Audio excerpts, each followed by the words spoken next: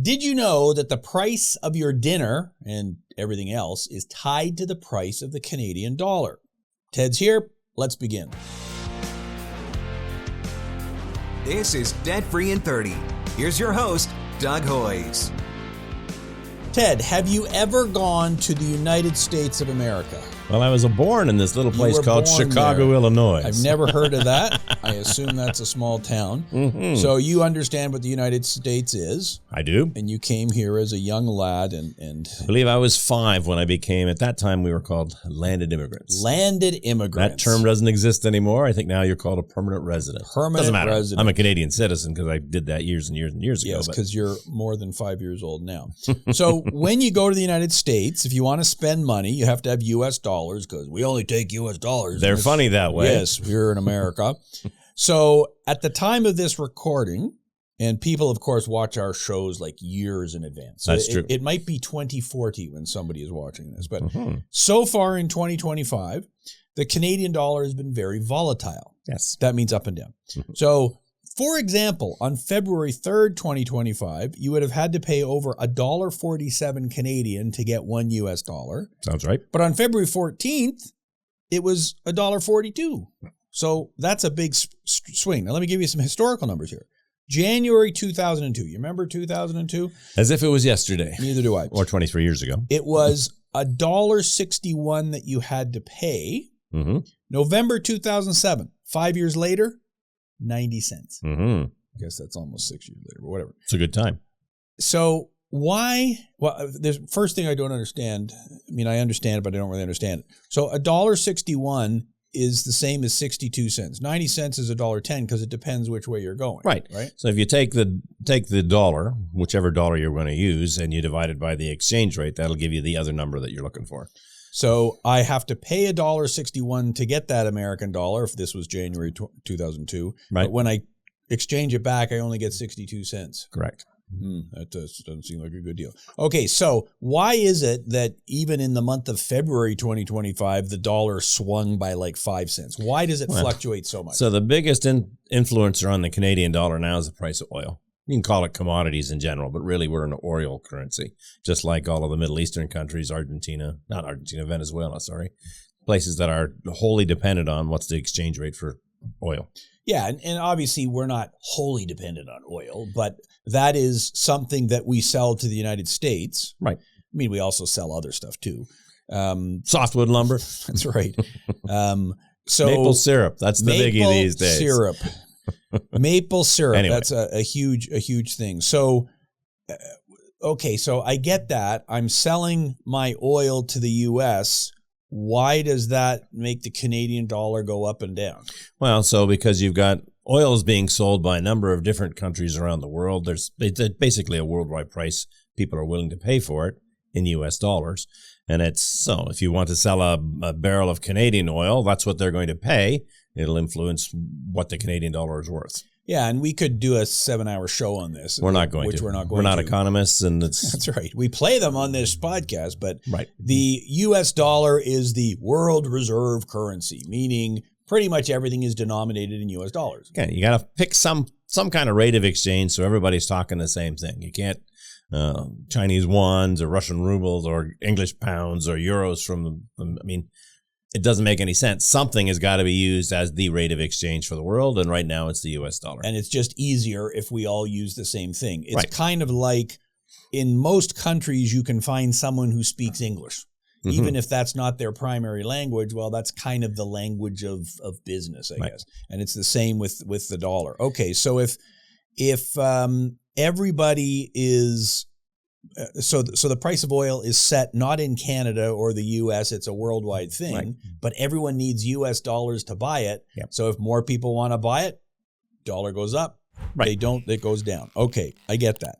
And the U.S. dollar is fluctuating less compared to everything else than perhaps the Canadian dollar is, because the U.S., I understand, is bigger than Canada. Apparently. Is that correct? Okay. So, well, I don't know that the currency is any more stable these days, but no, I don't know if and so when there's a fluctuation in the U.S. dollar, it causes a ripple here. I guess that'd be your second reason, right? There you go. So the first reason for exchanges is the commodity markets. The second would be just the Canadian dollar is so dependent on the U.S. economy. Yeah, and I did some research, and I got lots of different answers. So everybody in the comments, you can go and do your own research. But there's one thing I found on the internet that said 75% of our exports go to the USA. That sounds high, but possible. You know, and obviously they are our biggest trading partner because they're like right next door to us. Right.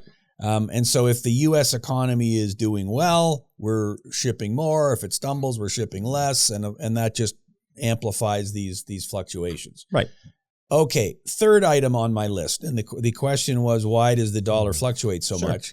The third one is interest rates. Yeah, that makes sense. So interest rates from previous shows, that's a cost of using other people's money. It's the fee you're going to pay.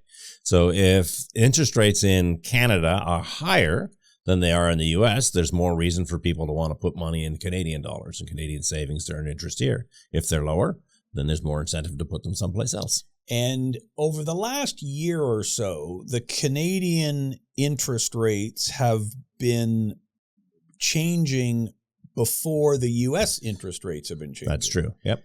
Exactly for the reason you said. So if you're the governor of the Bank of Canada, I don't think you'd want to do that job, but if you did, one day I could be the Liberal leader or something. You never know. There you go. Who knows? So if you were the governor of the Bank of Canada, and I guess they've got a team or whatever, it's like, okay, should we make interest rates go up or down? Right. If inflation is really high in Canada, then we make interest rates go up because people will have less money. They'll borrow less. They'll spend less. Raising interest rates costs you more to use money, and so you don't use as much of it. Right. Because as you say many times, the interest you pay is the cost of using the money. Right. It's the fee you pay to use the money. So, okay, if as interest rates are fluctuating, that will make the dollar more or less attractive. Right. And so if we want to attract investment into Canada, well, let's jack up the interest rates, and then more people will buy our bonds or whatever. Now, there's probably a downside to that, I'm thinking. I'm sure there is. I guess if you jack up all the interest rates, Canadians can't afford mortgages and loans, and they spend less. So the whole idea with interest rates, first and foremost, is it's a brake or an accelerator on the economy. So if you raise your interest rates, you slow down the economy. That's just all there's to it. And it's a lever, I guess, would be the other way to say it. It's a gas pedal. Gas pedal, baby. Okay, the fourth item on my list, size matters. Okay, what are we talking about here? I have no idea what this show has degenerated into with that. But, well, what I've written down here is the U.S. dollar is a safe haven currency. That's true. So you've got money, you want to park it somewhere, and it doesn't matter where you are in the world. It's like, well, if I put it in U.S. dollars, it's been around for a couple hundred years. It will probably still be there in the future. Your first choice would not be Moscow. Probably not. Or Beijing, for that matter. Or almost any other country. Right. Because like we said earlier, it is the reserve currency. The alternative would be, I guess, gold, right? Isn't gold at historic prices right now? Yes, it is. $3,000 an ounce or something? And gold, of course, has been around longer than the U.S. economy has because people have been using it for 5,000 years. The problem with gold is you can't go to the store and spend it. Right. So it's a great way to preserve buying power, maybe. Maybe. Or not. Again, we're not giving advice here on what you should be doing. Okay, so with that background, what was the title of this show here? The price of your dinner and the Canadian dollar. So the question we're addressing is, what is the impact of dollar fluctuations on everyday finances? So I'm going to throw some things people buy. Yep. You've heard of this first one on my list, food. I've gotten really used to eating food. It's one of my favorite things. Yep. I eat every single day. So again, I did some research and I get all sorts of wacky, crazy numbers, but I'm going to make up some numbers and you can, again, tell me if these are accurate or not. Somewhere between 55 and 60% of our agri-food and seafood imports come from the USA. Okay. I don't know what agri-food means, but it's a fancy word, I guess. Anything based on agriculture, probably. Something we eat, I guess. Processed foods. Which is around $30 billion. Well, it could be processed or it could be not. We buy a lot of fresh fruit and vegetables from the U.S. True. We also buy a lot of beef from the U.S., but we also export a lot of beef. So I don't quite Depends on where you are in the country. And, there's an interprovincial trade thing. Oh, yes. Big problems with that. So, okay, we get a lot of, I understand getting fruit and vegetables from the U.S. because in the middle of winter, it's easier for them to grow them than for us. But here's another stat. Over 70% of food bought in Canadian stores is homegrown or home processed, maybe with imported ingredients, but there is a significant Canadian component to it. Right. A rough estimate is that 20 to 30% of our food supply comes from the USA, but that varies by season and product by year. So, okay, wait a minute. Is it 55 to 60% or is it 20 to 30%? Well, we're talking about two different things. That's right. Because obviously there's, processing and whatnot. The point is, we get a lot of stuff from the U.S. And so when the price changes and the dollar value of the exchange rate changes, that affects that 20, 30%, whatever the number is. Okay, so let's make up an example out of our heads here then. Okay. So if I'm spending $100 at the grocery store and the Canadian dollar and the U.S. dollar are the same, they're 1-to-1. Okay, I spend $100, doesn't matter if it's Canadian or U.S. Right. If the Canadian dollar weakens by 10%, then that stuff I am buying is now going to cost $110. Correct. It's as simple as that, right? Yep. So it's a Canadian dollar week. So the 30% that you're buying from the U.S. is going to cost you that extra 10%. And so you're right. It's probably going to cost you $103. So what I'm talking about is the stuff I'm buying from the U.S. So, and of course, even that Canadian thing I buy, that, I don't know, granola bar or whatever it is. Could have ingredients from south of the border too. Right. And so, okay, they bought the raw ingredients from there. They processed it here. So you're right. Yeah. It's not the entire thing is not denominated. And there are two ways to look at that. So either that $100 worth of groceries is now going to cost you $105, or you're not going to be able to buy the $100 worth of groceries. Last week, you could have bought them for $95. So what aren't you going to get? Yeah, you got to cut back somewhere. Yep. And that's where this becomes an issue. And of course, the discussion and like I said, this is a podcast that people will be watching for many months and years into the future. So we don't want to be addressing current events.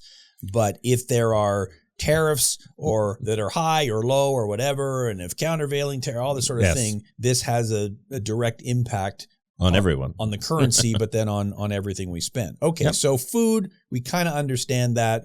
We don't grow a lot of oranges in Canada. They come from somewhere else. Another thing you've probably used in your life, gas. Sure. So we produce oil because it comes out of Alberta and other places. Well, we don't refine a lot of oil here. And so I can't put oil from the ground in my car. It wouldn't work very well. It would muck it up. It would be a problem. So we got to do stuff to it to make it. Right. Somebody's got to take the crude or the oil sands, wherever it's coming from, and convert it into usable products. Diesel, gasoline, kerosene, whatever it is. I don't use a lot of kerosene. Not anymore. Whale oil. I use a lot of whale oil these days. So what we do is we take our raw goop, send it to the U.S., and they send it back to us as gasoline that we can put in our cars. So, and it's more expensive because they've done something to it. It's been processed. So even though it's our oil denominated, we can sell it in Canadian or U.S. dollars or whatever, the fact that it has to go to the U.S. and get processed means now the U.S. dollar is impacting that too. Right. So gas prices, oil prices are set all around the world, but the currency fluctuations has a big impact on it. Correct. Here's another obvious one. Travel. Right. So you go to the U.S., you probably do stuff while you're there. Probably. If nothing else, I eat and put gas in the car. And stay in a hotel or whatever. Right. So all of those things you're paying for with U.S. dollars. Well, even if you're traveling in Canada, so let's say I decide to go to Vancouver, I got to get there somehow. So the jet fuel and everything probably is purchased in U.S. dollars. So it's just any kind of travel is going to have an impact. You would probably ride your bicycle, so you wouldn't be. Yes, I'm a big bicycle fan. Wouldn't be impacted by that. And then, of course, we already addressed this, but interest rates. So weak dollar can push the Bank of Canada to increase interest rates, higher rates for mortgages, personal. So kind of back to your point, it affects everything. Right. That's the answer, people. That's the short answer. It kind of affects the world is so integrated now and so dependent on each other's economies that anything that happens to the biggest economy in the world has a ripple effect everywhere else. Absolutely. Okay, so why then should we be concerned? So, because there is like good and bad news here. Sure. So if the Canadian dollar goes down versus the U.S. dollar, that means it costs us more to buy that stuff that's denominated in U.S. dollars. Correct. That's not good. Your orange juice costs more. But what's the flip side? Well, so if we're selling resources on the world market, and they can buy them from the U.S. or they can buy them from Canada. If the Canadian dollar has gone down, it's now cheaper to buy them from us. So we could export more beef, more wheat, more oil. And we do export a lot of wheat, not a huge amount to the U.S. because they can grow it themselves, but Right. we do export Everywhere else in the world. lots of other places, Indonesia, China, Japan, whatever. Mhm. So, okay, so thinking about that then, if I am selling wood Mhm. and I was selling it for $1, but the Canadian dollar depreciates by 10%, in effect, I'm selling it, I don't think the math is exactly like this, but Right. roughly $1.10 now in Canadian dollars. Well, I don't think it's exactly like that. Well, so if a foreign country was buying that wood, so they were buying it for $100, and the Canadian dollar's gone down, they can now get that 100 Canadian dollars for less. I got you. Right? You got it backwards. Which means we'll buy more of it. That's right.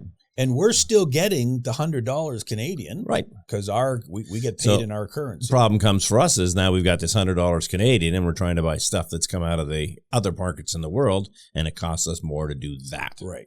So it's great if you're an exporter when Mhm. the Canadian dollar is weaker because more people are willing to buy stuff because it's cheaper for them.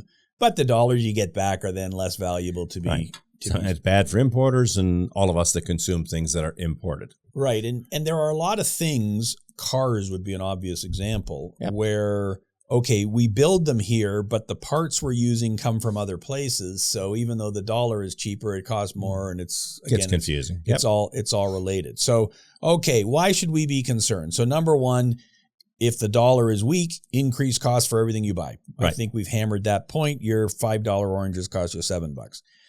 There is also a ripple effect on job markets. Sure. Wages, purchasing power. I guess, again, for the obvious reason we just talked about. Well, so if I've got less money to spend, or rather the same money, but it buys less, that means the people selling stuff don't need as much help to do it. That's the easiest way to look at this. Yeah. So if I'm selling less, I need less employees. Well, that means you're out of a job. Right. Kind of a problem there. So it affects the price of what you buy, but it may also affect your job. You might not get so much overtime, whatever. Right. It impacts savings and investments. So Sure. how is that possible? Well, so if you've got investments that you're purchasing in U.S. dollars and the exchange rate has gone up, it obviously costs you more to make those investments. So you're buying shares in Apple Computer or whatever it is. Whatever American company's flavor of the week right now. And obviously the U.S. stock market is the biggest stock market in the world.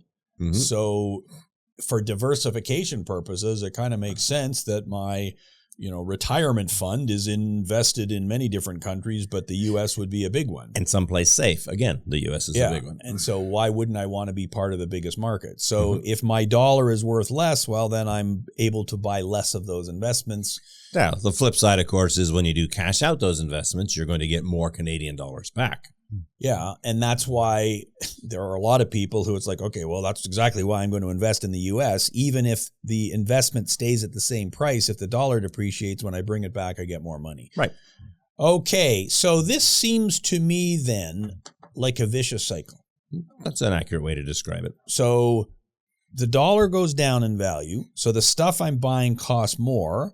That's kind of like inflation. And we can debate the true definition of inflation, but let's not call it inflation. Let's call it higher prices, because that's what it is.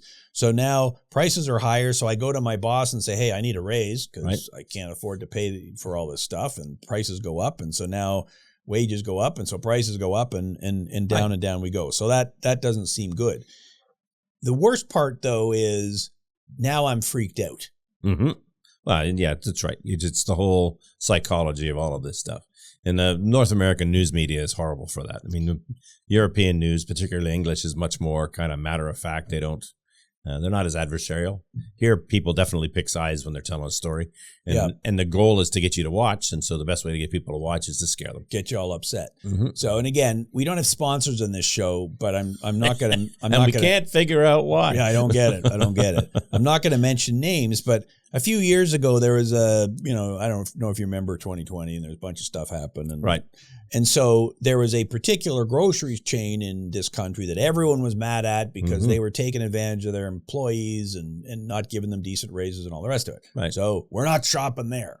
And then you go to 2025 and there's some other events happening, and there's a guy in the U.S., and we're not going to talk about him or anything, but now it's like we got to shop at the Canadian stores. Right. So that store, which we all were boycotting, now we all got to shop there because that's Canadian. We can't shop at, In fact, I bought some stock in that when things were going bad, and it's gone wonderfully well. So. There you go. So it's by accident. It is a psychology thing. Right. And so when we're feeling good about something, then that drives things up. And when we're not, it goes the other way. Yep. Okay. So and it's all self-fulfilling. So the better you feel, the better you're going to feel.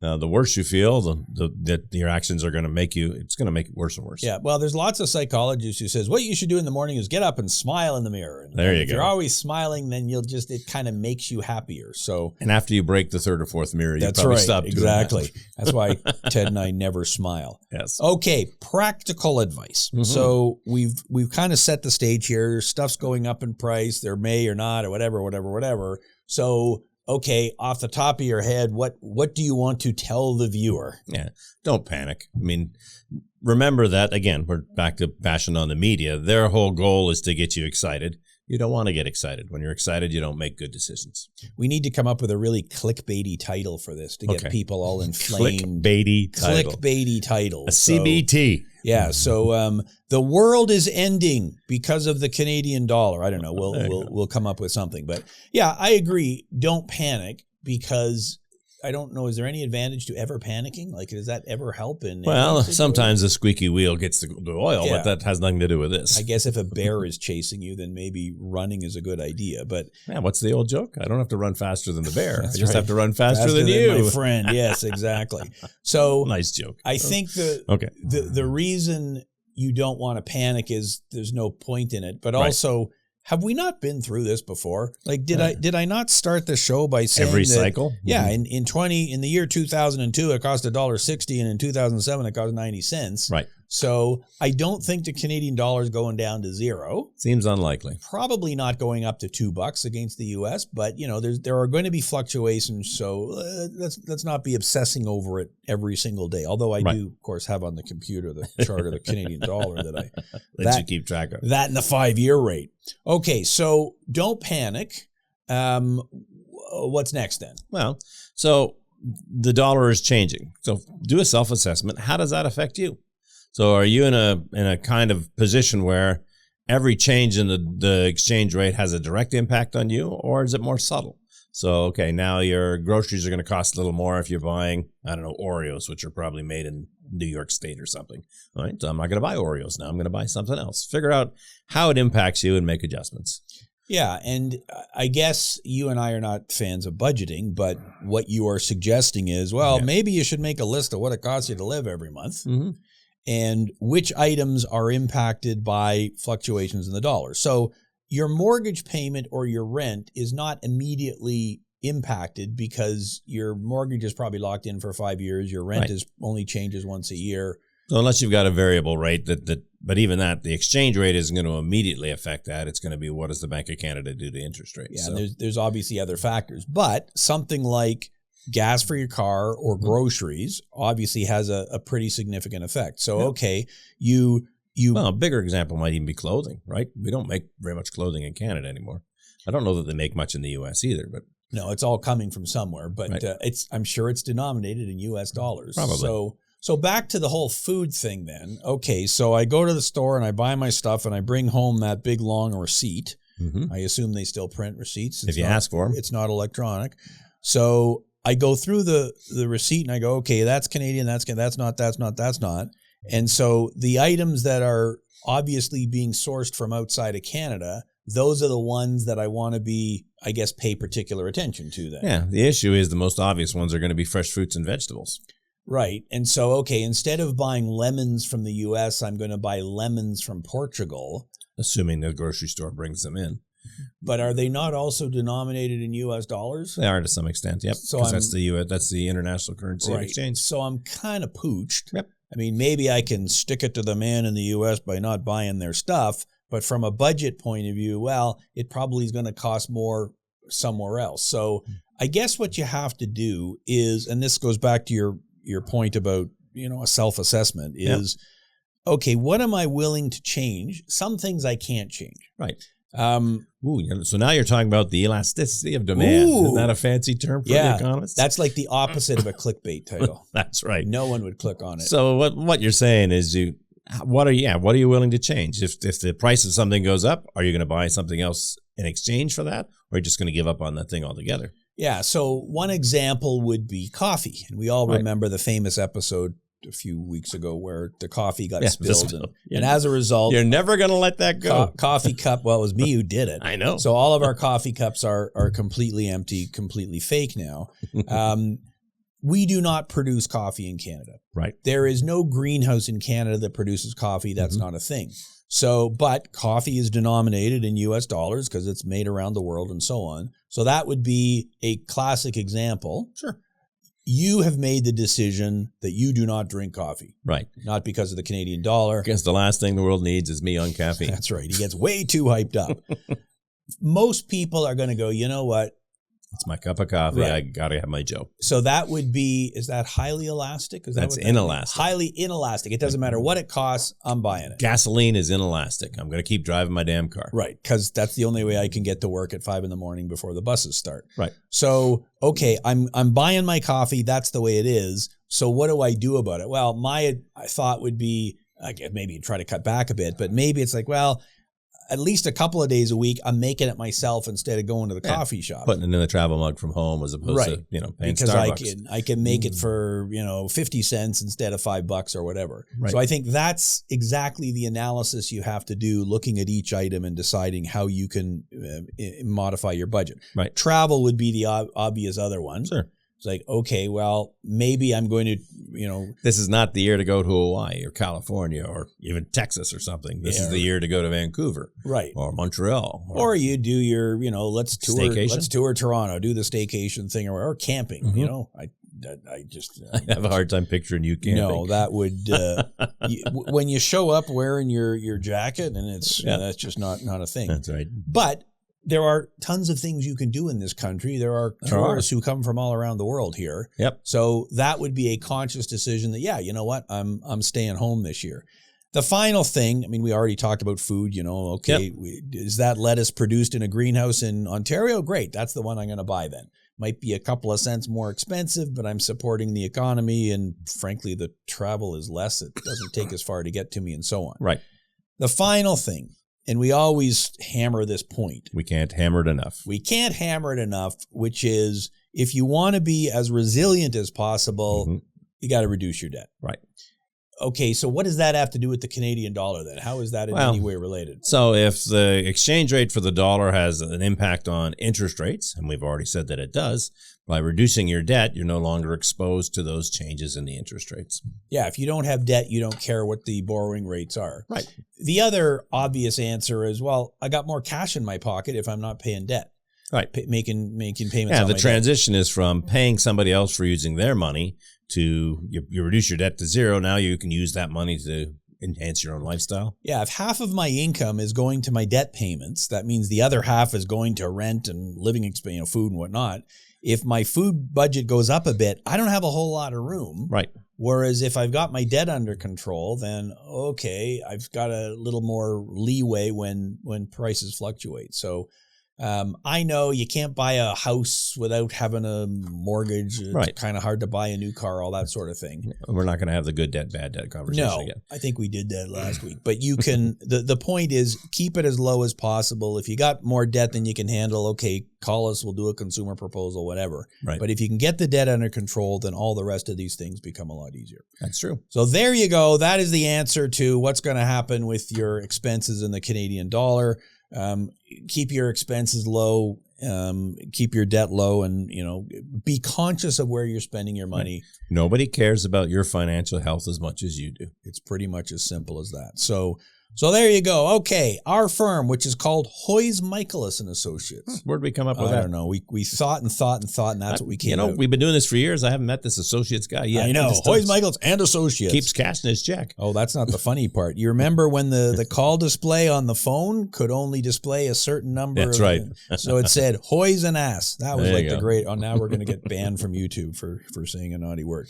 We send out the Debt Free in 30 newsletter once a month. Currently, it has over 50,000 subscribers, and the open rate on it is like through the roof. It's Right. way higher than for typical newsletters. It's not about bankruptcy or consumer proposals. It's full of personal financial advice, like how can you save on your food bill if the Canadian dollar is going down? Right. So I'll put a link in the show notes to subscribe. If you're watching on YouTube, please join the 18,000 or whatever other subscribers we got to this channel. Like, share, notification bell, leave all your that stuff. comments. You know, all the factual errors we made today, you can put those in the comments.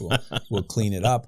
Obviously, most of you are listening on Spotify, Apple Podcast, or whatever. So again, thank you, like, and subscribe. That is our show for today.